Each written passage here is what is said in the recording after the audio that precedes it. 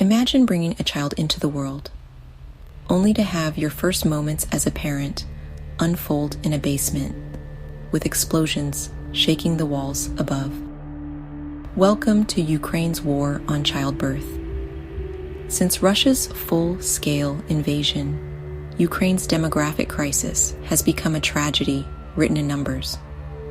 3 deaths for every new baby, the world's lowest birth rate, and a mortality rate so high it leads global charts. Millions have fled. Hundreds of thousands have been killed. But it's the silent assault on Ukraine's future that I want to show you. Maternity hospitals turned into front lines. Kharkiv used to welcome 1,000 newborns each year. Now, fewer than 440. The reason isn't just fear, it's survival. In July 2025, a drone strike ripped through the city's main maternity building, forcing staff to evacuate pregnant women, one in active labor, to a sandbagged perinatal center. There, C-sections are sometimes done by torchlight. Windows are blocked. Generators hum through power cuts.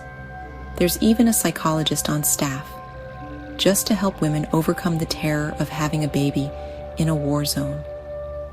And it's not just Kharkiv. In Sloviansk, the last functional maternity ward for miles is bombed by drones. Women travel up to 100 miles to give birth. The population has halved, but the hospital is a lifeline, if you can reach it. Imagine waiting years to have a child, not for the right time, but for the hope of safety. In Kherson, the story is even more stark. A city of nearly 300,000 reduced to a quarter of its people. The maternity hospital, hit 5 times, now operates entirely underground. Surgeons work in converted basements, rushing when artillery fire gives only 3 seconds warning. Doctors see more hemorrhages, miscarriages, and stillbirths. Stress is everywhere, and it's deadly. For some mothers, like Katerina, the danger is so real. She blames her high-risk pregnancy on the constant fear. This isn't just collateral damage. Over 2,000 strikes on medical facilities, 81 attacks on maternal wards. Ukrainian doctors believe this is deliberate, an assault on the very possibility of new life.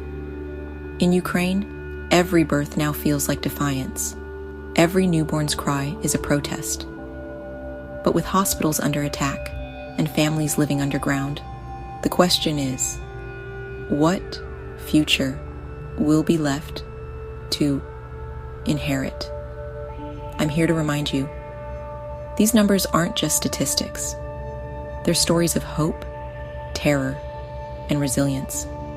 And as Ukraine's birth rate falls, the world should listen.